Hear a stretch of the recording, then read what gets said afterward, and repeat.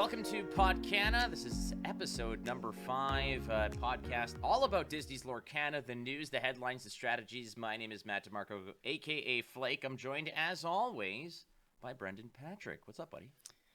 Nothing much. So in this episode, we're going to be handling a pretty hot potato when it comes to Lorcana, and that's price and allocation. Allocation being the one that should be particularly more important to you because it affects price more than MSRP or whatever's out there already. But before that, let's go ahead and get into that Elsa Icebreaker. Elsa? Do you want to build a snowman?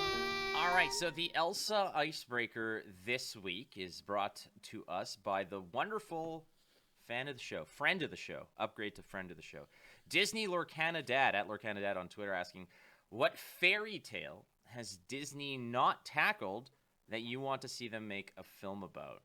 What are you feeling on this one, Brendan? So I want to preface this with, Flake, what is your exposure to fairy tales? I don't know. I feel like as the generations have gone on, there's less and less exposure to traditional fairy tales. Because I understand what a fairy tale is, but I think back and I'm like, do I actually know any fairy tales? It's like, not really. What about you? Were they read to you as a young lad? How do you know fairy tales? They were read to me as a young lad. I guess pre-internet age, growing up in the late 80s and 90s, early 90s, when this kind of stuff was exactly read to me. It's funny because you hear about the fairy tales of Mother Goose and Jack and the Beanstalk and things of that nature, and as you grow older you realize how ridiculous they are. There was an old woman who lived in a shoe, or what's the one that's I don't know why she swallowed a fly, I guess she'll die. How bad is your medical system where somebody swallows a fly and immediately they are written off? I guess she'll die. To me that just sounds so dismissive. The fairy tale now that I'm very much living is the fairy tale of affordable housing in Toronto, which doesn't exist. Doesn't exist, yeah. So, I honestly don't know. I think somebody had mentioned, was it I guess did they do Jack and the Beanstalk? Did they do something like that? So I don't know if Disney did that. I know that there's a Jack and the Beanstalk movie from the 90s that's freaking scary. Wait, James and the Giant Peach. It's not Jack and the Beanstalk. Yeah, that was claymation. I saw that in theater. That actually was kind of it was along the lines of Nightmare Before Christmas kind of oddity. I don't know if it was supposed to be though. I think it was just disturbing. But yeah, so for fairy tales, I actually did listen to some of them in my adulthood. I remember when I first heard the actual Hansel and Gretel, it was really messed up. But I always liked the Pied Piper, that tale. But yeah, I mean, I think it's just funny how fairy tales don't really. I think that they permeate society in a secondary and tertiary medium through a Disney movie or through some sort of cartoonized, I don't know, version of the original source material. But I don't think that people actually get exposure to those old school fairy tales anymore in the age of the internet. No, they don't. But what's interesting is even us growing up, if I were to say Little Mermaid, where is the origination of the Little Mermaid? I mean, that's Disney. It's not though. See, and this is what I learned growing up. The Little Mermaid is actually a Danish tale by author Hans Christian Andersen, which a lot of this stuff gets borrowed, and a lot of it kind of just gets transformed and such. And I don't know what the original tale is for a lot of stuff, but when Disney gets their hands on things, they typically do things well. And who knows? Maybe they will make an animated movie about buying a condo in Toronto. That would be great. Affordable flight prices in 2023. Yeah. Hey, you going to Gen Con to check out this? And there's the fairy tale right there. It's just the flight to $500 minimum. Not happening. It's that's the. Are you going to be going to Gen Con for this big release? No way. There's no way I can justify it without some sort of event. So the reason why this is on the tip of our tongue is both Flake and I are traveling to Baltimore for the Flesh and Blood Pro Tour. We'll both be there. Sorry, I forgot if it hadn't been announced what we're doing. But yeah, so we bought flight tickets, which are thankfully reimbursed. But I was just like, oh my God, it's $500 to go to freaking Baltimore. I just don't think I can justify it to go to something like Gen Con on my own accord for pleasure to just get Disney Lorcana a few days in advance. I can't do it. What about you? What are you talking about? What are you talking about? It's like Baltimore is in Wonderland. In fact, that's where they were planning on putting the Northeast Disney location was going to be the Disneyland, Disney World. It was going to be like Disney area, and they were going to jam it right in Baltimore. Is this real? No, absolutely, absolutely not.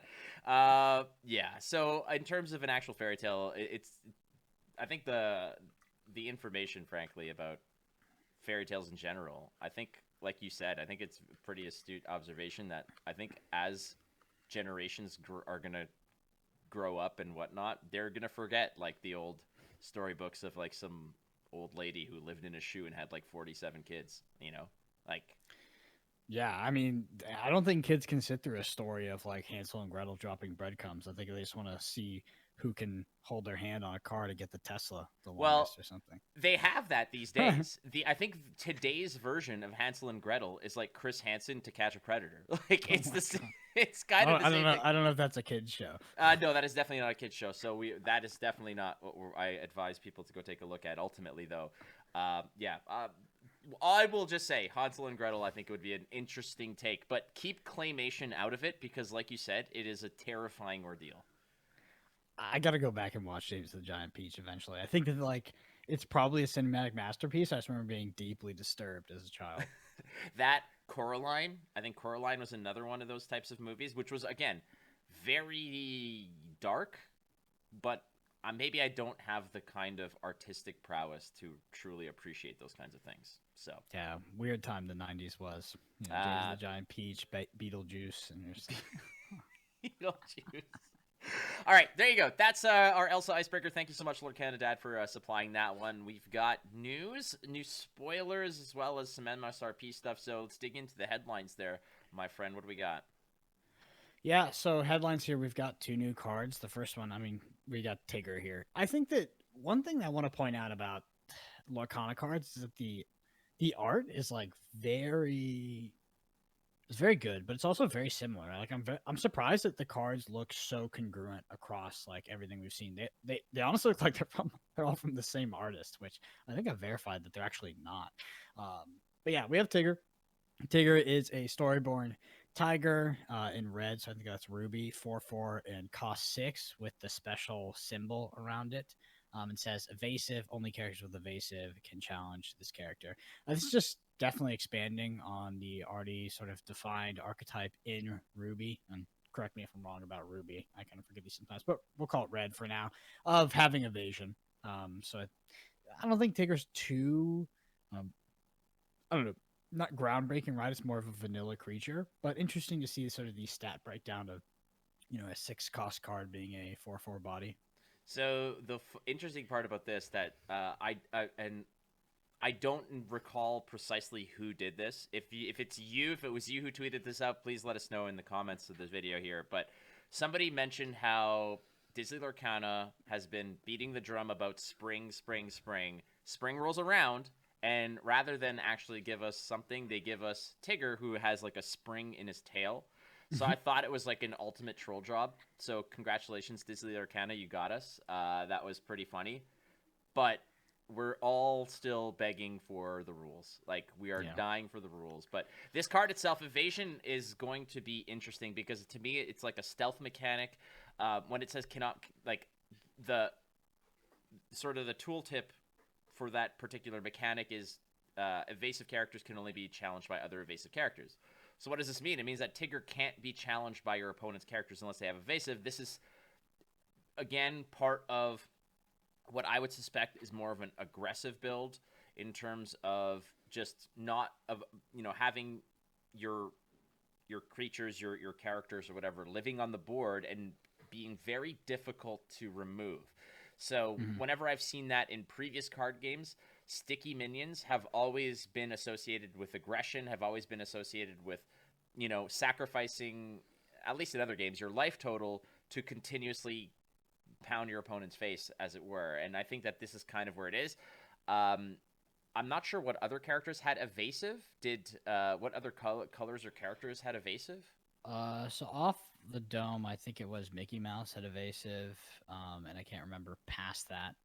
I do think that this is a very powerful ability, though, Flake, and uh, it's interesting that it's lining up in the like what looks to be the more aggressive archetype, but there are ways to interact with it, right? So you can have something like Elsa, and you can be tapping it down. You can be spot moving it with something like Bane. I think it's Bane Fire. No, it's definitely like whatever the Maleficent spell is. I forget the name of Dragonfire it. was it? Dragon Fire, Yeah. Bane Fire, magic card, by the way. Banefire, yeah, red Um, magic card, pump a spell up, just blast someone to pieces. I love that card. But yeah, spot removal, tapping down, stuff like that. But I think that this evasive is going to be effectively unchallengeable for a lot of decks. If we get into in constructed, if this is the most popular deck, obviously you'll be bringing a lot of tools to deal with it, maybe other evasive characters. But out of the box starter decks, I assume there's going to be some colors, whether it's blue or steel, that just don't have any way to deal with evasive outside of removal and tap effects. Yeah, Evasive's going to be sweet. We haven't seen any other kind of removal effects besides, I guess, Dragonfire. We've seen Maleficent can also 2-for-1 in that case as well, which is great. It's not like Ward or Shroud or Hexproof in that regard. You could still interact with it with other abilities, I would imagine. You just can't send a character after it unless that character also has evasion. And from what I understand, like I've played a lot of Runeterra when it just came out. What was it? Evasive, I think, in that regard, is the same thing as elusive in Runeterra, Evasion Fear. It's kind of the same thing. They can only interact with each other, but it was a big problem. It kind of drove the meta and the aggression aspect to the point where a lot of the elusive cards in Runeterra early on got the nerf hammer pretty severely in that early rendition of the game. That's really good insight. I didn't know that about sort of the early days of Runeterra. But yeah, it's definitely a hard mechanic to balance, I think. I can't remember. I don't know what you could equate it to, whether it's like you can equate it to like Shadow or something like that in Magic. But yeah, definitely a slippery slope. Let's head on to the next card here, which is Gontu. Gontu's a storyborn alien captain. He's a 6/6, cost 8 resources with a special symbol around that 8, and has an ability that says under arrest, characters with cost 2 or less can't challenge your characters. So not just him, all of your characters. And he has 2 pips. So I think Gontu, at least for steel, should be pretty close to 8 mana or 8 resources win the game. It's just like this is obviously an anti-aggro card. It's just like if it's kind of a non-bow, because if you think about when you're playing against an aggro deck, the problem is dying early and dying fast. It's not really dying after you hit 8 mana, right? It's dying before then. So Gontu as an anti-aggro card is kind of funny because if you've survived all the way to the stage of the game where you can have this many resources, you should be pretty stabilized by then anyway. I see where you're coming from with this because you're right. Typically, aggro wants to finish the game out by turn 5 before many of the major threats come out, where it's less efficient for them to deal with. They just want to push face. I totally get it.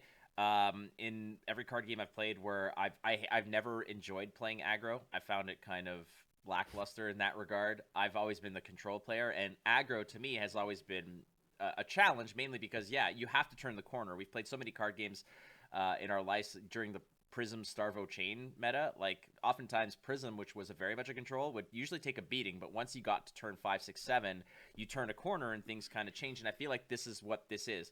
We don't know if sideboarding exists in this game or any of the main formats. This to me is a sideboard card. I would say if there is a popular aggro deck that would run a lot of low to the ground cheap units that you can just drop, because once this card hits the board, it basically just shuts things down, wherein your opponent then has to sideboard in their own answers to something this fat. Otherwise, their units become a little less potent, a little less useful. But yeah, like you said, it kind of feels to a degree like a win more against aggro, because if you got to turn 8, you're kind of there. You've crossed that finish line. You should be able to turn it around. But this kind of solidifies it. This kind of just hammers it down that, okay, the game is now mine. Like, let's just stop playing games.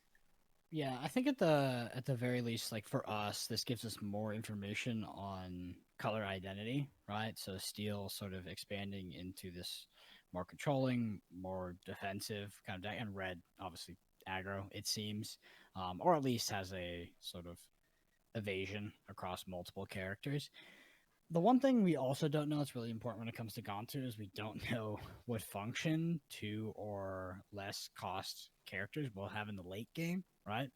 Um, because due to it being creature combat, you would think that cards developed on turn 1 and turn 2 don't really have much of a function in late game combat because they get just destroyed by these other heroes or these other characters, right?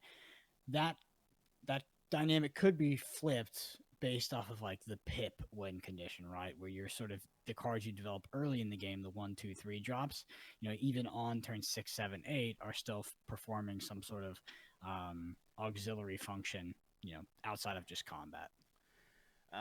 This is also a good time where I am going to once again lobby Dizzy Lorcana to release the rule book already. I think that it's becoming less of a tongue-in-cheek kind of, yeah, it's going to be soon, but there's an active, I wouldn't call it a revolt, but much like if you remembered Marvel Snap, when Marvel Snap came out, there was a very select few people in certain regions that got it, talked about it, hyped it up, and then that was it. And people were eventually like, dude, if I can't play it, if I know nothing about it, like it's just turning on it. This is a whole different version of that, where the hype for this is unreal. Like it's impossible to deny the fact that this game is just already essentially a commercial success because people are going to be buying the hell out of it. But at the same time, there's also people who are interested in it as an additional card game to their to their hobby already. People are already saying, like, you know what, like, forget it. Like we know nothing about it, and everybody's just there's like an exhaustion to it. There's a fatigue when it comes to just soon. I really hope that the powers that be that make these decisions release the rulebook in the next week or so that they can put this to bed. Like, it's spring. I don't know what you're waiting for. Are you still working on the rules? Like, that's impossible. Like, the cards are printed. The stuff is out there. Like, just what I don't see the logic unless, like you kind of mentioned off air, that without a rule book, you can't have third-party emulators and rule enforcement. I don't think platforms. that's their issue. I think they've set a date for like this. I mean, Lorcana for me is a very clear example of a content marketing team setting out particular days and dates to release particular content with quite a roadmap in advance. Just looking at the cadence, the professionalism, like it's obviously being managed by someone who knows what they're doing and has the competency to plan things out on a calendar month by month basis. So I think that the rule book is just a function of that. They've set a date for it, and that date is just not here yet. It does probably fall in spring. Just unfortunately, it's not day one of spring as soon as the flowers bloom like we would like.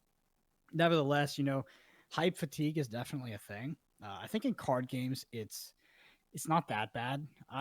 Coming from sort of a background in video games, I have gone through this process with some games for years, and it's terrible, right?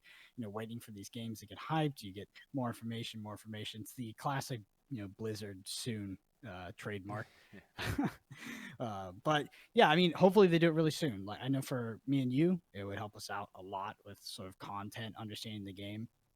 And they did launch with such a bang in terms of hype and getting people excited. It's I feel like it's important for them to maintain that, and they've obviously tried to do it with their sort of spoiler and card release up till now. I think that there's a certain point though where you're losing some of the hype value, because if you don't know, like, by all means release cards, we want to see those and we appreciate those, but how the hell are we supposed to know how good of a card is? Like, they might be like, all right, we're going to release like an absolute banger, but to us it's basically a foreign language if we don't know in what context this is good or how it fits into the grand puzzle. I agree with you. I think that they certainly have a plan. Like, this is something that has been written out long before we even knew what Lorcana was. People are like, this is when it's going to happen. The whole roadmap is set for the whole year, and I doubt they're going to deviate from it. But the rumblings and the sentiment from the community is starting to sour to a degree where people can only look at these hieroglyphics of not knowing what the hell things are. And yeah, they might look familiar and you might know more or less. It's like, oh, the wavy lines mean water. It's like, yeah, great. You're a true scholar. But ultimately, without that Rosetta Stone to translate things, we don't know what the true value of a card is, of the true impact of a particular card. This is just me, obviously, also feeling like I just want to know. Like I'm being selfish here. Like, let's be real. They're not going to release it on my account because I just made this plea to them. But I think that for the sake of the community, I think that this is definitely a sooner than later situation. Mm-hmm. Well, yeah, hopefully sooner rather than later, I'm there with you. But let's talk about MSRP. And this is super funny because Lorcana does have, obviously, has an higher MSRP than usual, but I don't think those are the prices you're generally going to be paying. Before we get into that, that landmine, Flake, talk to me about what prices we are looking at specifically. So last week we gave you some of the leaked UK MSRP, and right now, from my anonymous sources, they have confirmed X MSRP. Now, for those who don't know, MSRP stands for Manufacturer's Suggested Retail Price. This is basically what is a guideline given to the retailer to say this is what you should be selling it at minimum. And there's actually, in certain cases, there are laws, or I don't know if they're laws necessarily, but there's regulations and there's things where you are not allowed to sell below MSRP until you're, I believe, told that you can. At least that is certain cases in Canada. I think it's more contractual, more across the board rather than regulated by law. But I mean, in Flesh and Blood specifically, this happens a lot where people sell under MSRP because MSRP is, let's be honest, MSRP. So I don't know if it's manufacturer minimum suggested retail price, but it's kind of a scam because like they basically sell, like, they're like, hey, our product's going to be this expensive. It doesn't matter what demand is. This can sit on your shelf forever, but this is what you're going to sell it at. And that's the contract they get. They align with these stores that get the product. So it's kind of this, this agreement, right? Yeah. We see it happen in Fab a lot. What happens when stores sell under MSRP is they get banned and they don't get allocation for the next set. There's definitely not any legal repercussions from what I understand, but it does end up with you being sort of blacklisted by the company and not getting product at the very least. So the US MSRP that I have seen that has been sourced to me anonymously is that the gift set MSRP is $29.99 USD. The Illumineers Trove, $49.99. Starter decks are about $17. And the booster box is about $144. Mm-hmm. That is the MSRP.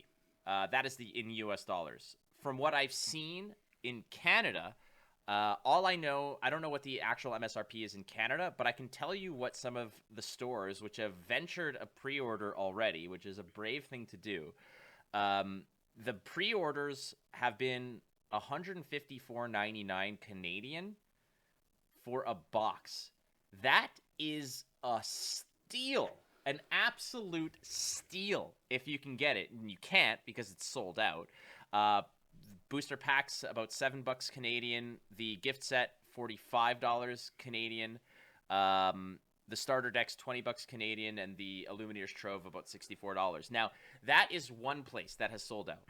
However, in the same province of Quebec in Canada, there have been other sellouts, and this is what you're alluding to, which is the main topic that we want to get to eventually: price and allocation. The same booster box that was sold at one store in Canada for 154 Canadian is selling for $235 Canadian, and that is also completely sold out. So MSRP is like wishful thinking, frankly. Yeah, let me let you guys in on a little game that we get to play when it comes to pre-orders for high products and what has happened in the past, because Flesh and Blood got wrecked by this. Basically, the booster box price here, $143. That's above rate, but it doesn't matter. If you think that's too much, this first set might not be for you because you're not even going to pay that. If you pay that, it's a steal. What's going to happen is that stores that may or may not have allocation, by the way, allocation means that they've been committed product by the company. They know they're going to get a certain amount of product, can start selling pre-orders. And when I said may or may not, The may nots is the dirty parts. These stores don't actually have to know exactly how much they'll get, and they don't even have to know if they're going to get it at all. They can still sell the pre-orders, and then they can just cancel on you. And then what you're going to do is you're going to give them a zero interest loan up until then, and you're going to be SOL when you figure out you're not getting the product, and it's 2 weeks before release, and the product is 10, 15x the price. So that sucks, and it happens a lot. When it comes to sort of gaming the system and I don't know, not getting wrecked by it, you're honestly best off shopping with people that you either know or trust, or with big retailers, because big retailers have more to lose, right? With sort of public fallout, public opinion, stuff like that. The little store that's in some random state, somewhere in America that says they're going to sell it to you at $100 a piece, and you can pre-order 7 months in advance. They'll take your money. It's a big gamble, and it almost never works out. And honestly, what they will usually do is, like, there will be some stores that are kind of ignorant of the demand, and they'll take your pre-order money. So let's say they take your $150 pre-order money, and oh no, it's 1 month before release. Now, you pre-ordered 7 months ago, by the way. It's 1 month before release, and people are willing to pay $1,000 per box, and they're going to pre-order a month in advance for $1,000 per box. Well, what they're going to do is they're going to cancel your order, and you'll be SOL because it's now $1,000 everywhere else too, and they're going to take other people's money. It happens a lot. It sucks, but yeah, the silver lining here is that Ravensburger is not Legendary Studios. Legendary Studios was a small publisher that didn't have a lot of money and didn't know what the demand for the game would be. Ravensburger should know the demand for the game is going to be astronomical, and should have the capital to at least print closer to demand than something like Alpha Flesh and Blood did. But from Flake, your anonymous sources, from what we understand now, is that might not be the case. So we look like we're going to run into this sort of price gouging scenario, right? In this whole pre-order fiasco. Yeah. Just if for comparative purposes here, you also you brought up some of what MSRP is for other product. You want to give us a little hint on that? Yeah, so like Magic the Gathering doesn't technically have an MSRP, but let's just say their most recent set, all will be one boxes, go for about $110.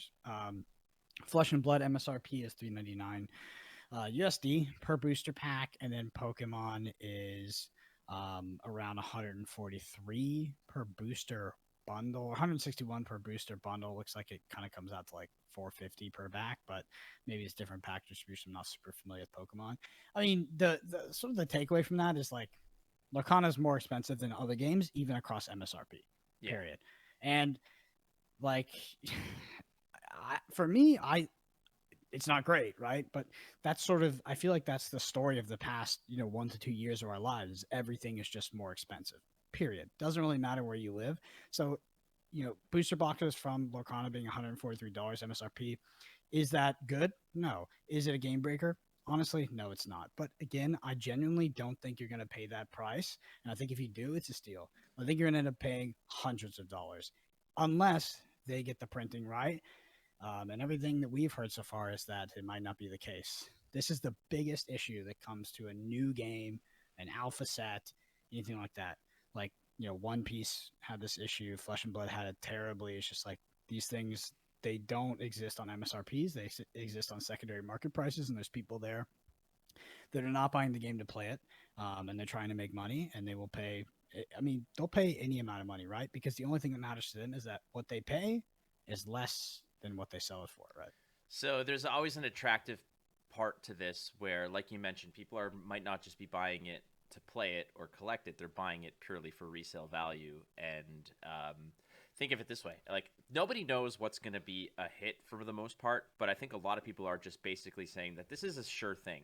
And for people like you and I who want to play the game, who want to collect it, play it, and ourselves, like millions of others who are waiting, with bated breath to actually play the game and compete in it, there are people out there who are hearing the same news as us, which is, might not have a lot of it.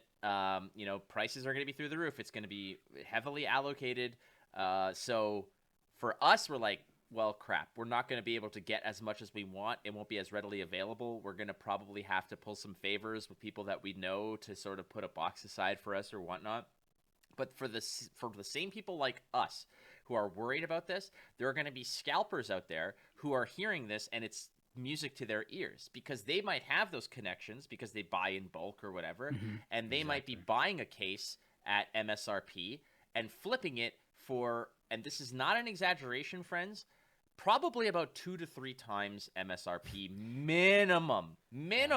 Like that would be the one of the less profitable alpha sets. correct. Yeah, it's economies of scale, right? Those people are going to have connections, and they might be able to go to the same store you can. We're like, hey, can I pre-order a box, or can I pre-order 5 boxes? I'll give you $500.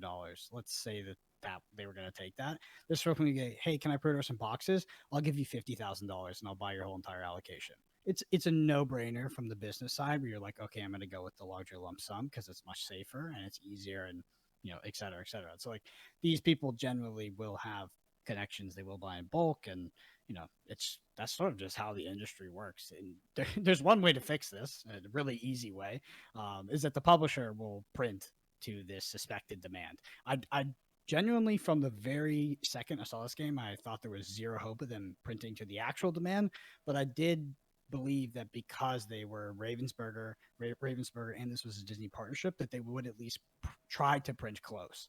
Like you look at something like Fab, they didn't even try, right? It was their first set, so they just printed as much as they could, as much as they reasonably could risk, and that is just what the alpha set looks like. Lorcana, they should be printing almost as much as possible here. I completely agree. Like it's hard to imagine that when they're sitting around the conference table saying, okay, so like how much of this are we actually going to sell? And they're looking at the various different card games that are out there. And I understand Flesh and Blood trying to temper the risk because, again, it's an unknown IP, a brand new fresh IP from a brand new fresh company with a brand new rule set and card game of interactions, etc. It is an incredible risk because there's nothing that people can lean on other than the fact that it's a card game to say like, okay, this is going to be a sure thing. Disney's got the financial backing, or Ravensburger has the financial backing of Disney. They've got the IP. They've got everything going for them. So if their thought process is let's play it safe, I don't think that they might have missed the mark. But at the same time, we don't know because they might think, hey, this is a sure thing. Let's print, God knows how many hundreds of thousands of boxes, 1 million boxes. I don't know what numbers would look like. And in their mind, they could be like, this should satisfy the demand because of how much is also out there. But they could have also missed the mark because the demand seems to be absolutely astronomical. Yeah, so the reality is that Lorcana, from a business standpoint, also wants to print as much as possible. And I don't think that there's any... I think it's less likely this scenario where like, hey, let's play it really safe on this alpha set. I doubt it. I think that they'll print as much as they really can within reason. I think the biggest bottleneck, from what I understand about the industry, which is not a lot, I'm an idiot, don't listen to me, but it's actually kind of hard to get... slots at printing, right? Like that's there's a huge shortage of I don't know what you call those the people that print the cards, right? The printing press companies or whatever. Yeah, they're called, yeah. So there are a lot of games that compete to get those slots to print their sets, and it's really competitive. Like multiple games have been delayed. I know Flesh and Blood has been impacted like by this because it all got thrown off by COVID, and then like now there's like a freaking million TCGs. So yeah, it's actually, there is some point where it's like it's not even like you can have a desire to print as much as possible. It's like you literally can't with these people. I don't know if you can just go in there and be like, hey, Magic the Gathering is giving you $10 million to print X here, we'll give you 15 or something. Like if you really want to get it out, I have no idea. It's probably just gibberish, but I do know that like that is a huge bottleneck and limitation on sort of how much a game can print. Speaking with some of the retailers who are also part of those anonymous sources and whatnot, but like talking to me about what allocation is, and I asked them, and I said, hey, just for my own education on this stuff, what is allocation?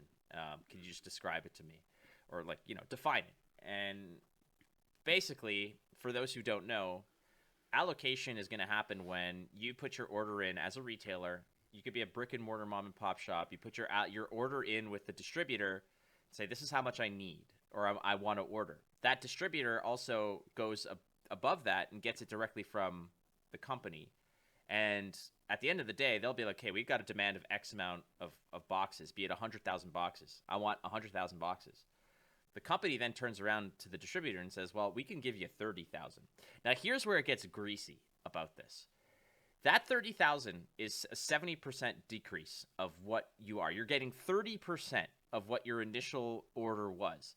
And you would think, to satisfy and be equal about this, that distributor will then go to everybody who they distribute to and say, "We can only fulfill 30% of your order." That's not how it works.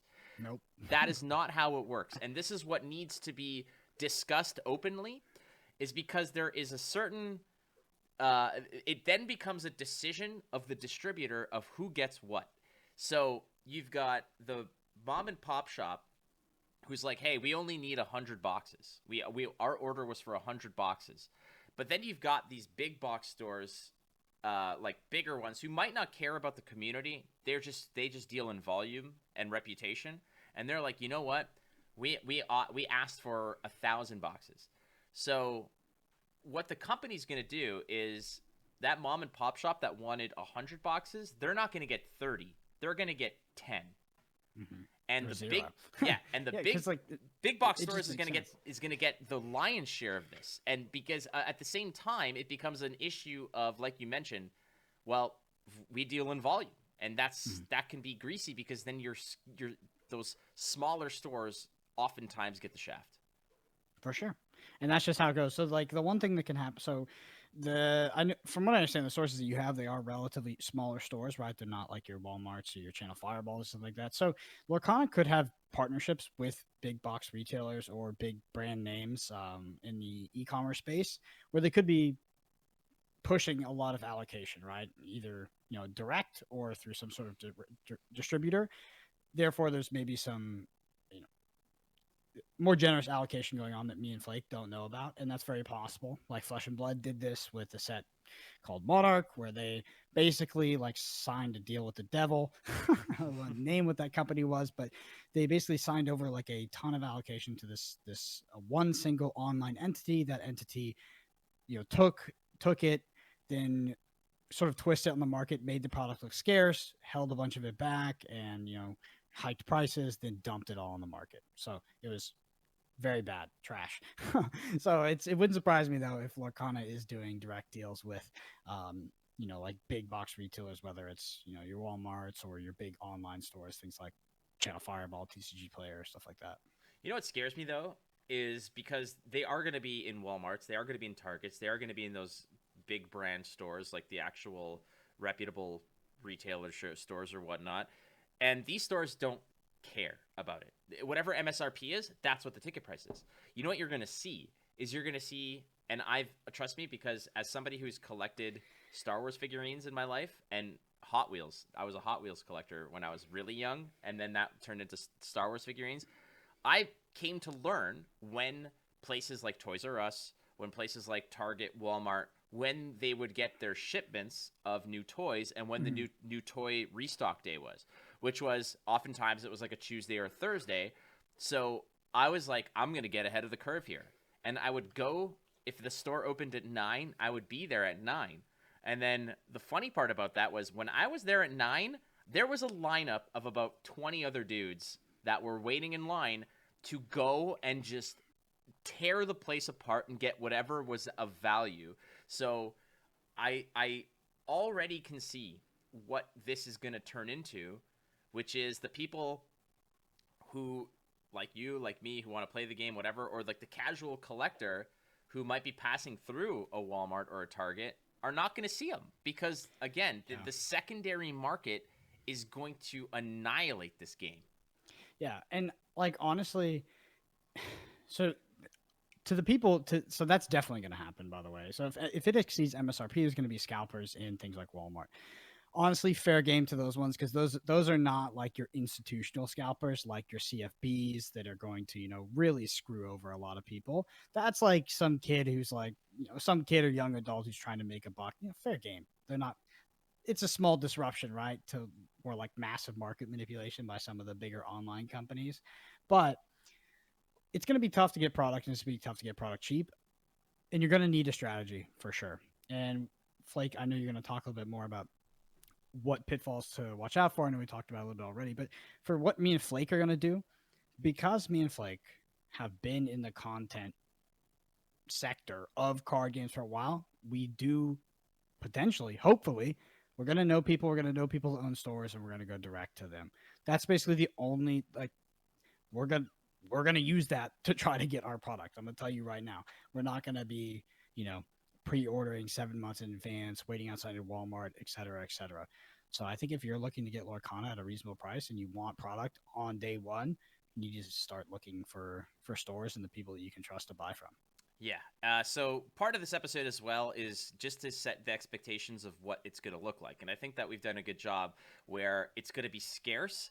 What you're going to find out there, which to you might not seem quote unquote in the wild. Like when you're out there and you're going to your LGS, you think that you're going to the LGS to be like, hey, I'm going to my LGS because I'm going to get the product at the price that it's meant to be. That's not the case. Nor does that in all reality. I also want to advise people not to like revolt against their LGS if the boxes are a lot, because these are stores that need to compete with mass volume, gigantic big box stores that are selling in 10 to 20 times the volume that they are. They need income. They have rent to pay. They have lives and mouths to feed. So that MSRP of $144, if you see that box for $250, if that's what the demand is, you can't get mad at you can't necessarily get mad at them. So that's not what I'm trying to advocate here. It's just the reality of the whole situation. That said, do not be surprised if a pack of Lorcana that might MSRP at like $6 is going to cost you $10 to $12, and a box is going to cost you $200. So that's the one thing that this episode is meant to prepare you for. Is it's not about your corner store trying to just absolutely, grease you out of every penny you have. It's demand and supply is a very intimate relationship that has been steadfast for as long as economies existed. Honestly, my biggest recommendation is just don't give stores and people you don't really know zero interest loans for multiple months on end. That's what pre-orders can end up being, and it's a freaking huge scam. Like, if you're going to commit money to a pre-order for Lorcana for any hyped product like this, just make sure that you know the person is actually going to uphold that. It's not that you're going to lose your money, is you're going to lose the opportunity cost of that money, and it's huge, right? Not only is it someone else is holding your money for a long time, but you could have also gone and pre-ordered something 7 months ago and got it at a cheaper price with someone who would actually have gotten you that product rather than someone who canceled on you 2 weeks before. So you just got to be careful. So strategies wise of how to kind of prepare for this, or like how to order in advance. I spoke to some of the retailers and that are planning on putting up some pre-orders. For all the people that went to those Canadian sites that I had mentioned and pre-ordered, I hate to tell you, probably about 75% of you are not getting what you've pre-ordered. That is about 50 to 75% of you aren't getting what you're getting. It's just the fact of the matter. It's the reality of it, because that's how allocation works. That store that put up their pre-orders are crossing their fingers that they get half of what they asked for. Yeah. It's a funny catch-22, because what these stores are going to do is they're going to come back. They'll come back to you and they'll say, it's not our fault. We didn't get what we were promised, or we were at what we were told we were going to get. And that's because of the systemic issues that me and Flake talked about early in this pod, where like not only is the distributor not getting as much as they wanted, but also they're reallocating among like the local game stores that they're partnered with. And, maybe the mom and pop only gets 10 when they thought they were getting 100. Those stores, when they're taking your pre-orders, don't let them come back to you and be like, hey, we took all of your money, but we actually didn't get anything. That's still kind of on them. Like that, no store should be told a number, take everybody's money, never look at it again, take no responsibility, and then be like, hey guys, sorry, we got nothing we can do here. I just remember it in Fab, there was legitimate stores who were very transparent about it, and then there were stores who would they would take pre-orders for more than they were allocated, things that they no chance ever getting, ridiculous numbers, and it's just so freaking shady. And it's I don't know, I really hate the whole process of this pre-ordering thing. I think it's so so scummy sometimes. It is, and as people who play video games too, pre-ordering video games before they're out. I don't know how many Call of Duties or Halos or whatever that I've ordered because I've been a fan of the franchise and I'm looking for a game to just play with my buddies where the game is completely unplayable for the first 2 to 4 weeks, and it just destroys everything. But they're like, yeah, but you got early access. But like, to what? I got early access to wait in lobbies? Like, I don't get it. That said, what you can do, the safest way to acquire Lorcana, and this is straight from a smaller retailer, is they say if you are dead set on getting that as on the opening week or the release date, is to pre-order with the biggest stores, because they are most likely going to get the biggest allocation of product. And not only that, what I was told was their major issue is reputation. They want to protect the reputation. They deal in volume. They don't want to piss off the masses and create a crap storm when it comes to this stuff. So this is straight from somebody whom I incredibly trust, who has their own shop, and they say if it's a difference of supporting your LGS or buying from the big box store, if you really need it on that release weekend, you have to buy it from the big box store, because their allocation is going to be a lot more protected than the smaller store, purely by volume and those kinds of standards. And this comes from years of experience and fighting those battles and just trying to support it. But again, it feels kind of bad, because I get it. The culture, you and I, Brendan, go to the LGS, we support it. We have like a home field. We have a home base that we go play at, the people that we see and we want to support. And it feels bad when you're giving money to a quote unquote faceless entity that just, runs numbers. But that's, if you really want it, that's the way to do it. Honestly, like, I go to, let's say in total, I've gone to like 4 or 5 LGSs near, like, local game stores in my area. There's one that I would give pre-order money to for a set like this, because I know he's going to tell me as close to what he genuinely believes what his allocation is going to be. That's not the number he's promised, by the way. Definitely not the number he's promised. What do you think it's going to get cut down to? He's going to tell me the real number, tell me the real chance. He's going to tell me that, hey, if I get this much, if I even get 10 boxes out of my 100 that I was promised, you're getting those 5, right? Because if I don't have a personal relation with that person, no chance. No freaking chance, because they not only is the store not in control, but they also don't have a reputation to uphold for canceling my pre-order, where it's like a big company like SEG or whatever it was back in the day with Fab. They're not going to cancel your pre-order. Most likely, it's very, very unlikely, because it looks really freaking bad if they hold your money for 3, 4, 5, 6 months and then they cancel it last minute. Local game stores, hate to say it, but they have a way less risk of doing that, and it happens. It happened in Fab a lot.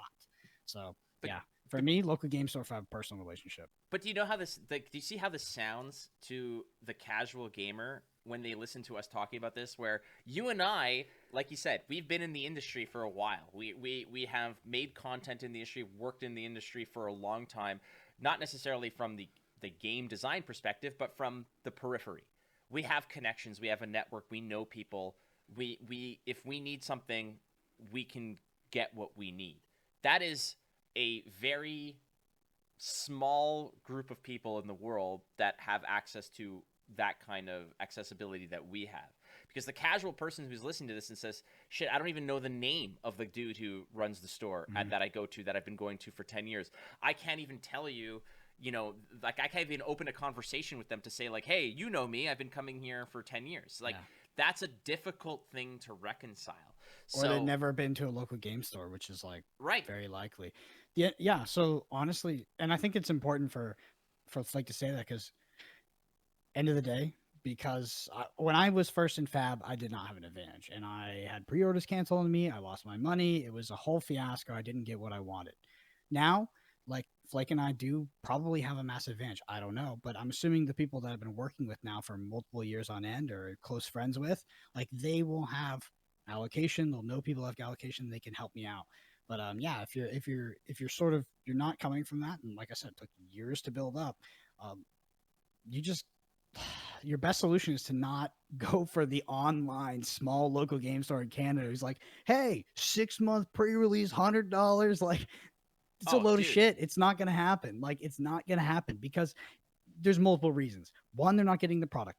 Two, they like, there's so little risk and they're just taking your money. It's totally free. And then the last is like, what happens when 1 month before when people are like, yeah, we'll pre-order for $800 and we're happy about it. They're gonna be like, what? Are we gonna lose $700 to uphold Timmy's freaking pre-order here? Yes. No, exactly. no, they're not. So they're not. that Canadian site, I actually pulled that up off of a Reddit thread where somebody says like, hey, check this out. Somebody's putting them up there, and the person who runs the store was like flabbergasted at how fast their product sold, and they were like, thank you so much. It's always those guys, man. Sure. It's always those. Same thing in Fab. It was like, there is this store. Sorry, I got a tangent. Go for it. There was a store. God, I don't want to say the name because I get it wrong. Basically, it was a store in Fab that did the same thing where they're like, yeah, we hope we get allocated like 10,000% what else everybody else is expecting. So they put out these low price pre-orders and they were like, wow, there was so much demand. We were so surprised. Thanks for the support. They didn't get freaking anything because they never were going to get anything. They thought that they were like, hey, we have enough money. We have enough capital money to go buy 10,000 boxes from our distributor. And before having that conversation, before realizing that's all getting cut, before realizing everybody else wants it, they're like, why don't we just put up a bunch of pre-orders and get a bunch of free interest loans? And it was a freaking disaster. So it's like, sometimes there's people who just, I don't know about the store in Canada. Maybe the dude knows. Maybe they played the game. Maybe they understand what's going to happen. But in Fab, it was the same thing. It's like there was these stores that were super ignorant, and they pleaded that ignorance all the way to the end. But there was like, we hope we get 10,000. Not okay. You can't take 10,000 people's 10,000 orders worth of money and just be like, yeah, we were hoping we are going to get before we investigated it all. Well, it's a freaking disaster. I hope they get what they're getting. But the difference here is like, I'm going to give them the benefit of the doubt and say that, let's say they get all their allocation and they fulfill those orders. That is an immense outlier. That is a anomaly when it comes to it, because you're going to find more of these stores that put up their pre-orders that are maybe not aware of the culture, maybe not aware of the demand and all the rumblings and the talk about the game and all the hype surrounding it, wherein they see MSRP of whatever, they put up the price at $160 a box. They sell out in 90 minutes and realize, what did we do? Because our neighbor is selling it at $100 on top of what we're selling it at, and they also sold out. So you know what they do? They're going to cancel all those orders and relist at a brand new price and just make an F-load more money. And if you think that this is a shady move, it is, but I don't think there's any laws against this. It's purely a practice that these stores will do. So don't be surprised if that Canadian store that is selling it at basically MSRP, that's sold out in a heartbeat, won't get what they get. And I really hope that they don't pull the little switcheroo and cancel the orders and then relist at what is a more market appropriate price. Yeah, and if you insist on chasing the rainbow in terms of finding a small store that doesn't know what they have and they randomly list it at a low price and they're going to sell it to you and they're going to pre-order it and all this other stuff, it's kind of a game, right? And it's kind of fun to in Flesh and Blood, I think for multiple weeks, it was basically after they announced Unlimited, I was trying to buy alpha products because at one point we didn't know there was going to be additional set. We thought there'd only be the alpha printing, and I ordered from so many. I had to be 20 stores, right? Every single one of them canceled on me except for one. And it was this one store. I can't remember the name. It was in freaking Portland or something. They sold me a case of Alpha Welcome to Wraith. And they're like, hey man, yeah, I saw the crazy stuff that was happening, but we're just gonna go ahead and uphold this because whatever. So it happens. There's good people out there, but yeah, it's unlikely. It was the 1 in 20 for me. Well, there you have it. So friends, Brendan and I are just like you. We want it. We don't know how much we're gonna get it, and we're basically pulling as many strings as we can, not to get a leg up on anyone, but purely just to get. And for the record, the strings that we're pulling are not. I'm I need 10 cases. It's I just need 2 boxes. I just want some. And you know, like we want to get our case or we want to get our box or whatever. Like that's where what we want. We're not out here to just, you know, back the truck up into our apartment and dump all the cases in here. We just want what we would normally get. To be honest, I would like 10 cases. If I get 10 cases, I go for 10 cases. Yeah, but that's trust me. Like there was I'd be just, if you're buying this to invest in it as well, there's so little information, you know. So like it's also very, if you're hearing this and you're like, wow, this sounds like a great opportunity to me because I know this person, be careful, because unless you can, you know, you can afford to lose that money. I can give you an example of Flesh and Blood, where it didn't work out for a lot of people, and it was with the set Monarch. But you have no idea what the actual allocation numbers are. You don't know what the print numbers are to things like, and you know how much product is going to be in like Walmart, e-com retailers, all that stuff. So just because your LGS isn't getting a big source, and just because people are scrambling for it now, doesn't mean that later that maybe Ravensburger hasn't printed into infinity and it's actually going to be easy to get. So if you end up being like, okay, I'm going to put my life savings into this, I'm going to get it at $300 a box pre-order now, but it's going to be locked in, and I'm definitely going to get it. And then it ends up being, you know, 146, you know, map or minimum price, then that's just how it is. But yeah, Flesh and Blood, this happened with a set called Monarch. Basically every set was scalped hard, impossible to get. And then Monarch came out, and the studio, Legend Story Studios, did a direct deal with a large online retailer that basically like hid the product, like heavily manipulated the market, made it look scarce. It went up till it was like $500 a box. That thing's like $100 a box. It was like terrible. And so many people I know have tons and tons and tons of cases sitting in their closet of Monarch, and I'm definitely you can't see it. I'm part of that team. I'm part of the team. Not a lot, but I have too many where I was like, you know, I've been playing Flesh and Blood for years, and like every single time I couldn't get the freaking set. So I was like, with this set, I was like, I'm just gonna buy more. Didn't work out. And yeah, that just happens. Like, so be careful. You know how much I paid for a case of Tales of Aria? How much? $800. That's crazy. Yeah. That was after Monarch too. Didn't you learn your lesson? I got into the game after Monarch, and Tales of Aria was announced, and I remember this because I didn't have the same relationships I have today. I haven't developed that network yet, and I just knew based on Discords and groups and whatever, there was one dude who basically pulled the move and bought something like 100 cases at MSRP, and then flipped them for 3 times MSRP or 2.5 times MSRP. And I was like, okay, I'm like, this is the only way I can get a case. So let's rock and roll. And that was the end of it. So with Monarch in particular, there was a meme in the Flesh and Blood community all the way in the lead up, and I think it was for a couple weeks after. It was called Mon to 1K. So they wanted the box to go to $1,000.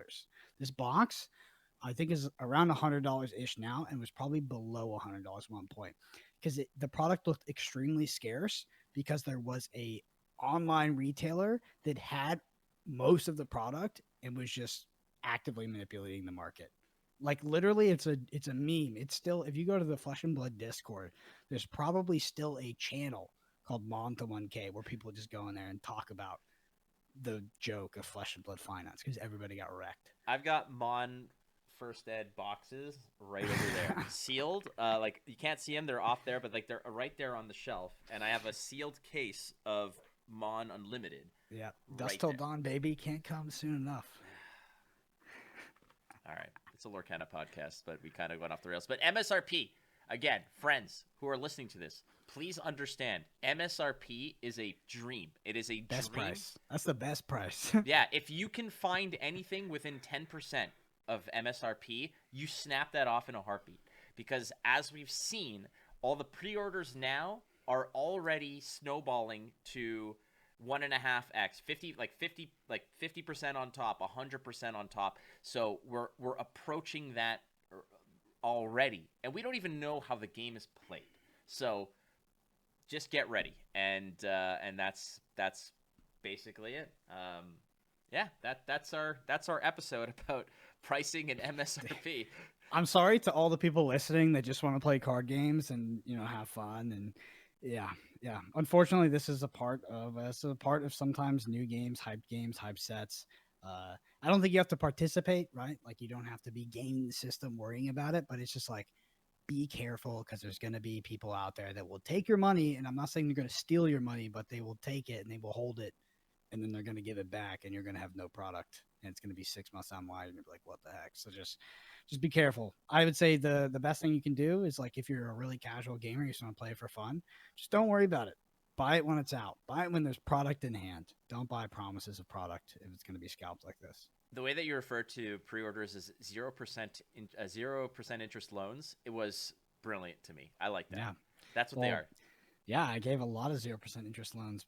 Like when I talked about when like a 20 freaking like almost 20 stores and one held out because like basically overnight the whole thing spiked and like there was no product suddenly. And it's just it unfortunately on their end, whether it's ethical or it's not ethical, to an extent it makes sense. Like if you're a struggling local game store or like or someone who's just kind of cowboy and slinging product and then the product spikes 10x, a lot of people don't uphold that the 1/10 of that price they did. The other sneaky move is they will bundle. It's like, okay, you want yeah. But when they bundle it with crap that you either don't want. I got a box of Lorcana and some luxury dog treats for you here. Exactly. It's like, all right, I've got like you can get the starter deck for Lorcana, but it comes with like a Samsonite like roller bag that you have to get. So you're paying over the top to get it. It's just the way it is. The other move that I've noticed that sometimes they do here, at least in Canada, that I've seen is, oh, you want the first edition product? Okay, you want a box? But you also have to buy 2 unlimited boxes, and we don't even know when that comes out. But it's like we will fulfill the first ed box, and you're also on the hook for 2 unlimited whenever that gets released. That happens here all the time. So you want a box of, let's say, like this happened to me with Tales of Aria. Tales of Aria came out. I was like, I couldn't find a box anywhere. That's why I paid $800 for the case. But I was like, I want a box. They were buying them at $180 a box could not find it, but I was able to buy a box of first ed and 2 boxes of unlimited for like $350. So I was like, that's my only opportunity here, and it felt ridiculous. It's because that was because unlimited was about to get canceled as like an idea from LSS because it was worth like $0. So it's like, hey, you want to buy a box of Lorcana? Well, it's 2x MSRP, and we're going to throw in a Huawei flip phone. You're like, what? I don't need a flip phone. Like, what's going on here? Yeah, you get your choice of Crocs that come with this playmat. All right, let's hit the mailbag as the spilled ink portion. We've got a few people that have sent in their questions or comments. Hit us with the first one there, Brendan. All right, this is from Artem Grechka. They say, while the demand is high and Ravensburger increased printing, some people might not get Lorcana immediately. What is the grace period when people would be satisfied to get it before dropping it completely? It's a good question. I honestly have no idea what the tolerance of sort of the average consumer is for not getting the product on day one. I would say it's probably extremely long. Not that people won't be pissed off that they can't get it, but I think that if people can't get it at a reasonable price, it's like if they can just play it relatively soon after the release, like even at their local game store, maybe they're able to assemble a deck, that will be enough. It's just hard for me to think that people that really, really want the game but can't get it on release are going, like, it's going to be common for them to drop it. I think they will just kind of keep trying. There's obviously a critical maximum where it's like, okay, you can never play the game because it's always prohibitively expensive. But I don't think that, I do think that for Lorcana, it will get scalped. There will be some nasty pre-order stuff, and there won't be enough product. I believe those things will happen. I still think that the general hype and the general interest in the game will probably remain the same, despite that entire fiasco. That's what happened in Flesh and Blood. People want the product. Yeah.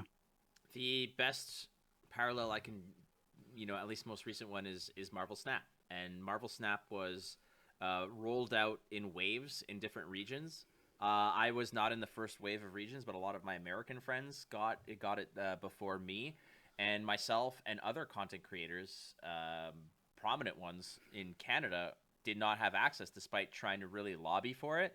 And once we got access, like we were in that same vein of, you know what, like we don't have it and screw it. This We, game. Yeah, it's like kind of it's like when you're getting rejected for by a girl or a boy where it's I didn't like her anyway. Yeah, screw it. She doesn't know what she's missing. It sucks anyways. It's one of those things. You see those sort of screenshots from Tinder all the time where somebody's like, I don't know, I'm not having. Well, you're a bitch anyways. Like that's kind of the mentality it was with Marvel Snap. The difference there is that once they did get their hands on Marvel Snap, it's like, okay, so last week you hated this game. Where are you now? Collection level 2500. It's like, okay, so I would say based off of evidence, Artem, that there's a pretty long grace period. You're going to hear a lot of people poo-poo on it and like talk crap about Lorcana because they can't get it. But if the game is good, they're eventually going to come around. Yeah, I find that people really don't hold on to that. You know, it's like if I don't get it, I will also be angry. And honestly, I'll probably talk about it in this podcast. But if I get it the week after, I'll be like, you know what? I didn't really like waiting, but the game's pretty good. Last week, Brendan was just hungry. Like, we don't know. He was just upset. All right. Next question is from Trey at Cabled on Twitter. Says, I'm sure you guys will give your opinion about the price. Yeah, we did. But I'm very curious what you guys think. Personally, if singles are very cheap, then $6 pack won't really matter at all. Opening the 2 rares per pack will make up the difference, assuming that it's 2 rares per pack. I don't know I think that's what they're doing. Yeah, it's interesting. I think that with 60 card decks and with the number of cards in pack, which I think is like 14, if I remember off the top of my head, it seems like it's going to be expensive, right? Like we're also assuming that the rares and higher rarity cards are good. So I think that the price of a constructed deck should be closer to something like Magic, probably closer to Flesh and Blood, to be honest. Like Magic Standard is probably not a great correlation, so I would assume it's actually going to be like the more expensive packs are, the more expensive constructed will be in decks. It's going to come down also to deck building restrictions. If it's a 3 copies or 4 copies per, like Flesh and Blood and Magic, or if it's something smaller, like Hearthstone has 2 copies of or 1 of each legendary. It might be a situation where, the strong cards are, like the legendaries are really strong, but you can only have 1 of them. Buying singles, again, is, no matter what the card game is, it is always the most cost-effective way of acquiring cards. Like, yes, be real. You should do it. Yeah. Yes. No, dude, I'm moving apartments. Sorry, tangent again. Sorry for interrupting. I'm moving apartments on Friday, and oh my God, cleaning up and trying to organize all of my cards is one of the most unpleasant things I've ever done in my entire life. I have so many pieces of cardboard, boxes and boxes and boxes, and I vowed, I'm never buying sealed product ever again. Maybe for Lorcana, but never. Well, look, the take it from some of the most respected voices in card gaming. People like the Professor, for example, in Magic, who is such an advocate for just buying singles. It is always going to be the better and more cost-efficient way. And if a pack of Lorcana is $6 instead of $4, of other card games, then hell yeah, it's probably going to be much more cost-effective. At least from the perspective of, fleshing out your commons and uncommons. Like, you could probably, a month after the set releases, you're going to see, it's like, I can spend $30 to get all the commons and uncommons from the set, rather than spending, I don't know, $800 for a case and hoping that I get play sets and having a whole bunch of bulk and maybe having stuff that I don't need. Obviously, the rare sets, the ultimate, the super rares and the legendaries, that's where the lion's share of the money's going to come from. But at the same time, if you just want the collection, you can spend $1,000 to get that entire set, a whole play set of that whole thing, or you could probably spend $2,000 trying to open it. Yeah, I'm a big singles advocate now. Jokes aside, I just think that bulk sucks. Like, I think it sucks, and it's kind of a waste of money. Like, it's definitely a waste of money, I guess, unless you're playing sealed and enjoying the experience or playing drafts or some sort of limited format. Like, I just think the singles are absolutely the way to go. Well, you're also, like, us saying this is also taking away from the fact that I enjoy opening packs, man. Like it's I don't anymore. Actually. I open too many packs. you're I don't lying, enjoy dude. it. Don't even I, come on the show and lie I like that. genuinely get zero dopamine from opening packs. I did get a lot of dopamine from when we were in Columbus with Keith, and we were ripping expensive Flesh and Blood cards late at night, doing flip it or rip it. with Flip all it those or rip it people. with first edition crew. Yes. Yeah, There was with a cold everybody foil around. sledge of Advilheim that I wish I could keep and that I wish I had. Because a lot of those cards too are just like, oh, and if anybody wants them. I'm like, I wanted that card that you torn in 3. Like that's the card I wanted. And it is now in confetti on the table. Yeah, I don't like opening packs though, not anymore. You're Not lying. anymore. I would maybe Lorcana, it would be fun initially, but it gets old pretty soon. We Too should much do limited. We should do an episode where it's just us, or it's me opening my packs of Lorcana, and you continuously saying that you don't like opening packs as you stew with jealousy. We'll just do rip it every single time. Don't do that. All right, last one. Yeah, so Martin, Whip It of Lorcana, kind of sounds like Rip It. Says, what do you think the drop percentages are in the 2 rare slots and the foil slot? How is it in other TCGs like FNB, Flesh in Blood? So, from what I understand, I mean, what's different now is in Outsiders, it's an on average 2 rare or better, whereas you'll get a pack of 3 and you'll get a pack of 1 now and then. That is just how it goes. Yeah. And I've spoken to Brian Gottlieb, who's the designer of that set, and it's just something that I think they're experimenting with or whatnot, or I don't know what the details are of it. My suspicion is that it's probably going to go around the same kind of drop rates as original Flesh and Blood, which had the super rare and the majestic rare. And the legendary, or hold on a second. Does Lorcana has common, uncommon, rare, super rare, legendary, right? I believe it's 5 levels. Common, uncommon, rare, super rare, legendary. So yeah, we can say the words and then count our fingers is gonna make sense, but I have no idea. Either way, I would suspect that common, uncommon, rare. That's your staples, and then you have this above rare and this like chase card relatively so, which is I think what Flesh and Blood is now. Common, well, they don't have uncommons, but either way, 5 things. I think that it's going to go around the same kind of drop rate where your majestics or your super rares or your whatever's above rarity is like in 1 in 6 packs. So you're going to get 4 in a box, and your foil or whatever is going to you'll have like 1 super rare foil. You'll have a couple, like maybe 5 or 6 rares. The rest are going to be commons.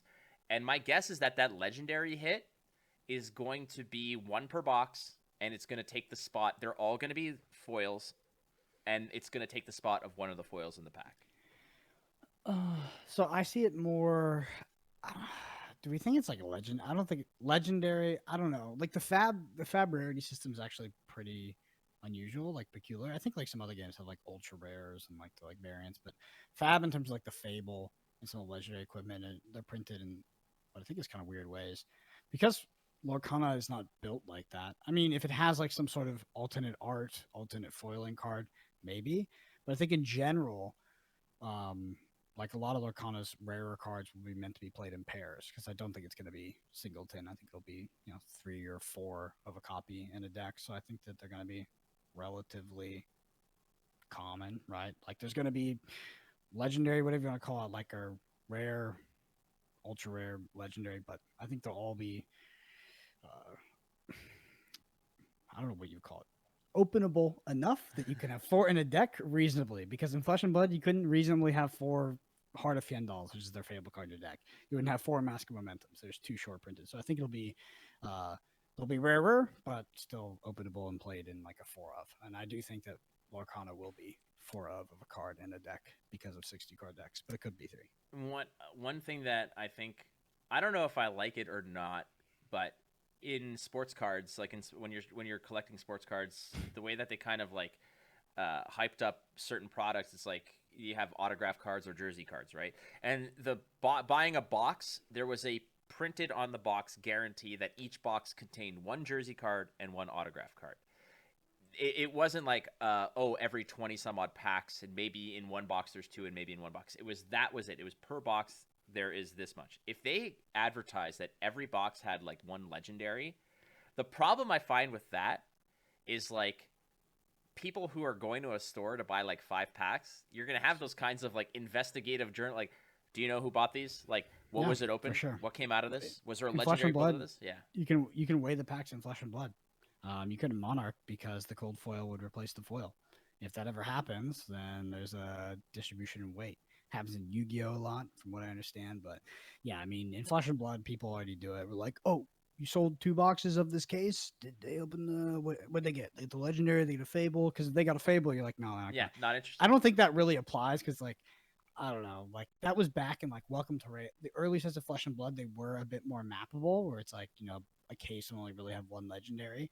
But nowadays, like people put like 2 fables in the same box or like I don't know, some crazy stuff. But yeah, baseball card collecting is an enigma to me because it like me, someone who doesn't like opening packs, doesn't like chaff. It seems like the entire system, The whole thing is chaff and opening packs. Yeah, that's what it is, because you're not using these cards to play. They just sit in a binder, or they sit in this drawer right here of a whole bunch of stuff that I was like, oh, this is going to be worth a lot. I'm like, I have the entire set of MLB Upper Deck Series 1 from 2007. You want to see a baseball card with Derek Jeter's face on it? I can get you one right now. But what else from that? Like, the only cards that I actually covet are, I have some cards with game-worn jerseys on them and autographs from the players. Like, those are the only ones that actually matter.